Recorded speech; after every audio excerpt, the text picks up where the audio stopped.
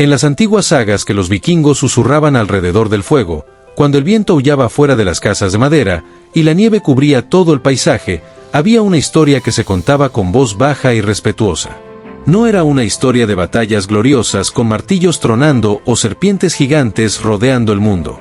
Era una historia que hacía que incluso los guerreros más duros bajaran la mirada.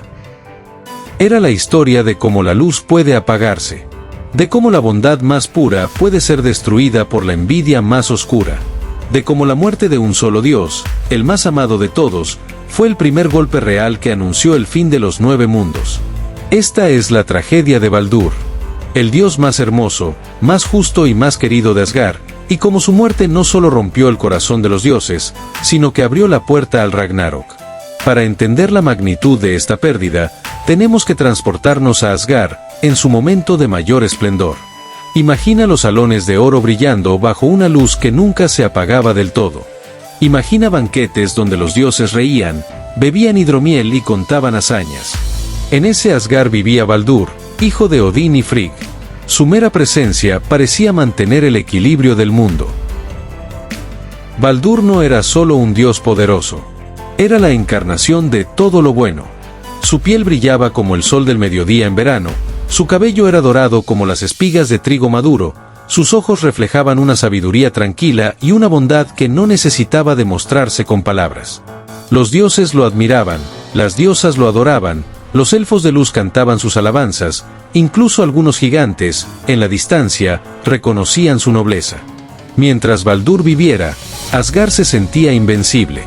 Su risa era como un escudo contra la oscuridad. Su presencia era la promesa de que el orden divino podía durar para siempre.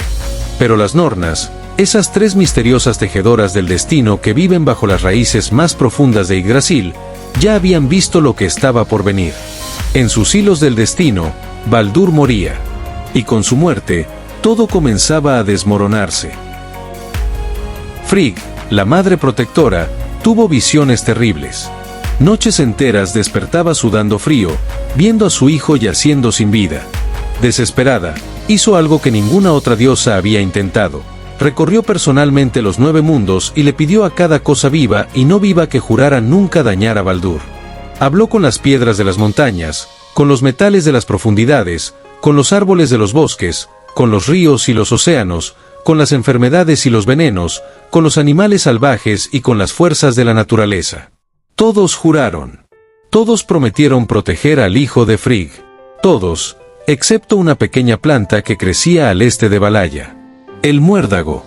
Era tan joven, tan inofensivo y tan insignificante, que Frigg pensó que no valía la pena pedirle el juramento. Baldur se volvió prácticamente invulnerable. Los dioses, al descubrirlo, comenzaron a jugar un juego peligroso pero alegre. Lanzaban contra Baldur piedras, hachas, espadas y lanzas.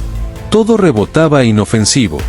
Baldur reía en medio del juego, con los brazos abiertos, mientras sus hermanos y amigos se divertían probando su invulnerabilidad. Era un símbolo de la fuerza y la protección de Asgard. Pero entre las sombras, alguien observaba con ojos llenos de resentimiento. Loki, el dios del engaño, no podía soportar tanta perfección. No podía soportar que Baldur fuera amado por todos, mientras él era visto con desconfianza y miedo. La envidia creció en su interior como una llama oscura. Loki se disfrazó de una anciana inocente y se acercó a Frigg. Con palabras suaves y astutas, le preguntó si realmente todo en los 9 mundos había jurado proteger a Baldur. Frigg, orgullosa y confiada, le reveló el único detalle que había pasado por alto: el muérdago. Loki sonrió para sí mismo. Había encontrado la grieta. Esa misma tarde, Loki tomó una ramita de muérdago y la afiló cuidadosamente hasta convertirla en una daga fina y mortal. Luego se acercó a Hod, el hermano ciego de Baldur, que estaba apartado del juego porque no podía ver dónde lanzar. Con voz amable y manipuladora, Loki le dijo: ¿por qué no participas en el juego como los demás? Toma esta pequeña ramita y lánzala hacia Baldur. Él se divertirá, y tú formarás parte de la alegría. Hod, confiado y sin malicia, tomó la ramita guiado por la mano de Loki y la lanzó. La pequeña daga de muérdago voló por el aire y se clavó directamente en el pecho de Baldur. El dios más amado de Asgard cayó al suelo sin emitir un solo grito. Murió al instante. El silencio que siguió fue más aterrador que cualquier grito de guerra. Los dioses se quedaron congelados, incapaces de procesar lo que acababa de ocurrir. Frigg soltó un alarido de dolor que resonó en todos los 9 mundos. El cielo mismo pareció oscurecerse. Las flores de los jardines de Asgard se marchitaron en cuestión de segundos. Baldur, la luz de Asgard, yacía sin vida sobre la tierra dorada. Lo que vino después fue un luto colectivo como nunca antes se había visto en los reinos divinos. Los dioses cargaron el cuerpo de Baldur hasta la orilla del mar. Construyeron una pira funeraria monumental sobre su barco. Cuando las llamas se elevaron al cielo, incluso los gigantes enviaron regalos de duelo. El fuego mismo parecía llorar. Frigg, destrozada por el dolor, hizo un último intento desesperado por recuperar a su hijo. Envió a Hermod, uno de sus mensajeros más rápidos, al reino de Hel para suplicar que devolviera a Baldur. Hel, la hija de Loki que gobernaba el inframundo, escuchó la petición y puso una condición que parecía justa pero era casi imposible. Si absolutamente todos los 9 mundos lloraba por Baldur, ella lo dejaría regresar a la vida. Los dioses se movilizaron de inmediato. Recorrieron otra vez los 9 mundos pidiendo lágrimas. Piedras, árboles, animales, ríos, vientos, elfos, enanos, todos derramaron lágrimas de duelo. El mundo entero lloró por la muerte de Baldur. Pero en una cueva oscura encontraron a una giganta llamada Tok, que se negó rotundamente a llorar. Baldur nunca me hizo ningún bien en vida, dijo con amargura. Que se quede donde está.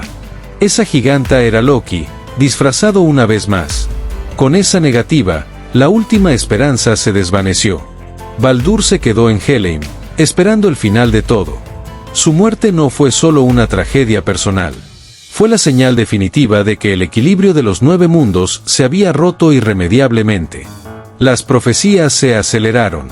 Las cadenas que mantenían a Fenrir comenzaron a debilitarse. Jormungandr se removió inquieta en las profundidades del océano. Loki fue capturado y encadenado con las tripas de uno de sus propios hijos. Y los gigantes de Jotunheim empezaron a prepararse para la marcha final. La muerte de Baldur fue la primera pieza que cayó. Y cuando cayó, arrastró consigo el destino de todos. Esta historia nos enseña una de las lecciones más duras y hermosas de la mitología nórdica. Incluso los dioses más puros, más amados y más brillantes pueden ser destruidos. Que la bondad no siempre es suficiente para protegernos del rencor y la astucia, que una pequeña planta insignificante puede derribar al ser más perfecto. Baldur sigue esperando en Helheim. Se dice que cuando el Ragnarok termine y un nuevo mundo nazca de las cenizas, Baldur regresará. Caminará de nuevo bajo un sol que ya no estará manchado por el odio antiguo. Será uno de los pocos dioses que sobrevivan y ayuden a reconstruir. Pero hasta ese día lejano, su ausencia sigue doliendo. Es un recordatorio constante de que la luz puede apagarse, de que la perfección es frágil, y de que el destino, implacable, siempre cobra su precio.